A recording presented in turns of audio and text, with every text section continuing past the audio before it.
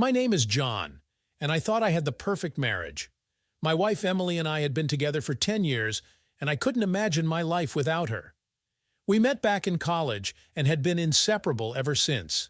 After graduation, we got married and moved to New York City, where we both found good jobs.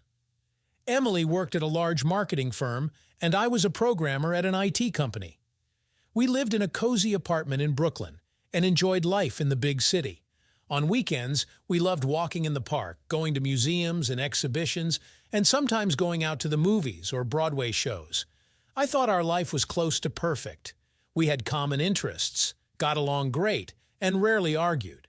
Of course, like any marriage, we had minor disagreements, but we always made up quickly. I was sure that Emily loved me as much as I loved her. But one evening, when I went to a bar after work to have a couple of drinks with my best friend Rick, my confidence cracked. Rick had been my friend since high school, and we always trusted each other. But that night, he was acting strange, as if he was hiding something. We chatted about work, sports, and the latest news, but I noticed that Rick kept looking away and nervously tapping his fingers on the bar. When I asked what was wrong, he brushed it off at first, saying everything was fine. But then, after the third beer, he sighed and said he had to tell me something. "John, this is hard for me to say, but I think you should know," he began, looking me straight in the eye. "I saw something. Something involving Emily." My heart skipped a beat. "What do you mean?" I asked, feeling a growing sense of unease. Rick told me that a few days ago, when he was working in his office on the second floor of a shopping mall, he went out on the balcony to smoke and accidentally saw a naked woman in the window of the motel across the street. Looking closer, he realized with horror that it was Emily, and she wasn't alone. There was a man with her. I listened to Rick, and it felt like I was falling into a black hole. This couldn't be happening. Not Emily, not my beloved wife. But Rick had never lied to me. He was my closest friend and wouldn't make something like this up, so it had to be true. Rick tried to calm me down, saying that maybe it was a misunderstanding and he could have been mistaken. But I could see from his face that he didn't believe it himself. We finished our beers in heavy silence and went our separate ways. All night, I couldn't sleep, replaying Rick's words in my head and trying to understand how this could have happened. In the morning, I woke up with a heavy head and an even heavier heart. Emily had already left for work, and I was glad. I needed time to gather my thoughts and decide what to do next. One thing I knew for sure: I couldn't just let this go. The next few days passed in a haze. I went to work, talked to colleagues, smiled at Emily over dinner, but inside me, it was like a black hole had formed, sucking in all my thoughts and feelings. I couldn't believe that the woman I loved more than life itself could have cheated on me. But the more I thought about it, the more details surfaced in my memory. Emily's late nights at work, her sudden business trips, new lingerie that I'd never seen before. It all added up to one unpleasant picture. A week after my conversation with Rick, I couldn't take it anymore. I needed to know for sure. I called him and asked to meet. We sat in the same bar again, but this time the atmosphere was completely different. Rick looked worried and guilty, as if he was responsible for my wife's infidelity. "John, I understand how hard this is for you," he began, looking at me sympathetically. "But you need to know the truth. You can't live in ignorance." I nodded, feeling a lump in my throat. "You're right, I need to know. Rick, I need your help." I asked him to follow Emily and get evidence of her cheating. Rick hesitated, saying it could ruin our friendship and my marriage, but I was adamant. I needed the truth, no matter how painful it was.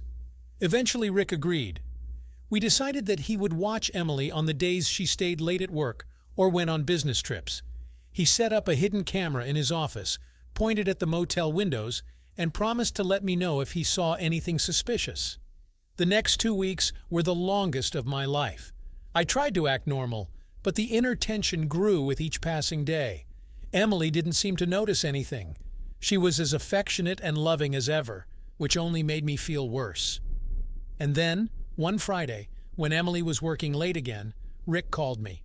"John, I have evidence," he said in a tense voice. "Come to my office. You need to see this." I rushed out, feeling my heart pounding in my chest. In Rick's office, I saw on his computer screen what I had feared most: my wife naked, in bed with another man. They were having sex, and judging by Emily's moans, she was enjoying it very much. I stared at the screen, feeling like I was falling into an icy abyss. Rick silently put his hand on my shoulder. He gave me a flash drive with the recording and said I needed time to think things through. I nodded, unable to say a word. The world I knew had just collapsed, and I had no idea how to live on. Chapter 3. The Plan for Revenge. The next few days passed as if in a fog. I took sick days at work claiming to have a cold, but in reality, I was sitting at home re-watching the video of Emily's infidelity. Every time I saw her moaning in another man's arms, my heart broke into pieces. But gradually the pain began to subside, giving way to anger. How could she do this to me? How could she betray our love, our vows of fidelity? What did I do to deserve such treatment? I started noticing little things that I hadn't paid attention to before. How Emily checked her phone every 5 minutes as if waiting for an important message. How she smiled at her reflection in the mirror while getting ready for work. How she avoided my questions about her day. All of this only fueled the fire of my rage. I realized that I couldn't just let this go. Emily had to pay for her betrayal, and I knew exactly how I would make that happen. The following Monday, Emily was going to give an important presentation in front of her entire company office. She had been preparing for this for several weeks, and I knew how much this presentation meant to her. It was her chance to impress the bosses and possibly get a promotion. The day before the presentation, I told Emily that I wanted to support her and would come to the presentation. She was surprised but pleased. I rarely took an interest in her work. We agreed that I would come at the beginning of the presentation and sit in the audience among her colleagues. But I had other plans. On the morning of the presentation, while Emily was in the shower, I went into her office and turned on her work laptop. I knew the password. Emily trusted me so much that she didn't think it was necessary to hide it. Ironic, isn't it? I quickly found the presentation file and replaced it with another one, the one I had prepared the night before. This was a presentation with a completely different content, with content that was supposed to destroy Emily's reputation in the eyes of her colleagues and superiors once and for all. Having finished with the file, I quietly left the office and returned to the bedroom. Emily came out of the shower, smiling and humming some melody. She kissed me on the cheek and started getting dressed, not suspecting the surprise that awaited her. Chapter 4. The Exposure.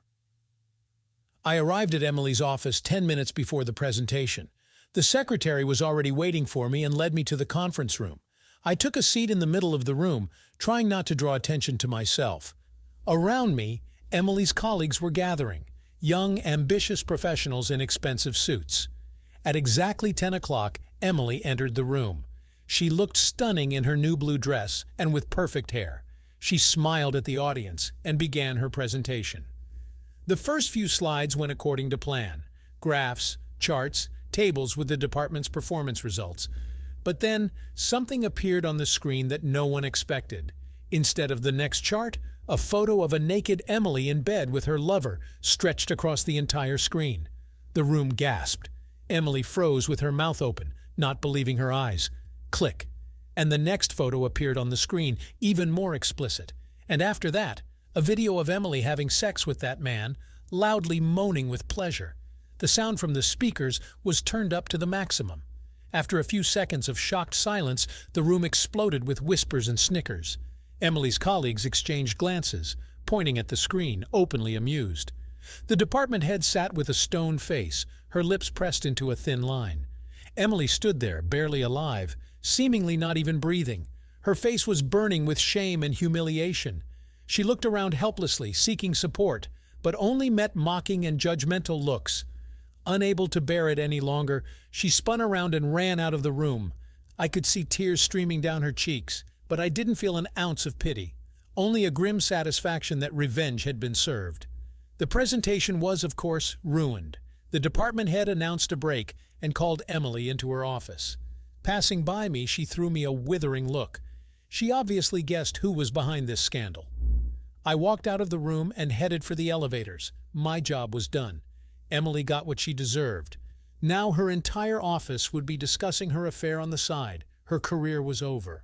I was sure that after such a disgrace, She would be fired without any further discussion. Stepping out into the street, I took a deep breath of the fresh spring air. I felt a strange lightness, as if a weight had been lifted off my shoulders.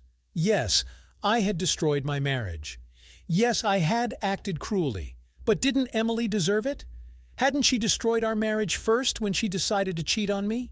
I didn't know how I was going to live on. I definitely wasn't going to go back home to Emily. For me, she died the moment I saw her in bed with another man. I probably should have filed for divorce. Divide the property, sell the apartment, start a new life. Rick offered to let me stay with him until I figured out what to do next. He was a good friend and supported me, even though he thought I had gone too far with this public revenge. Maybe he was right, but right now I didn't care.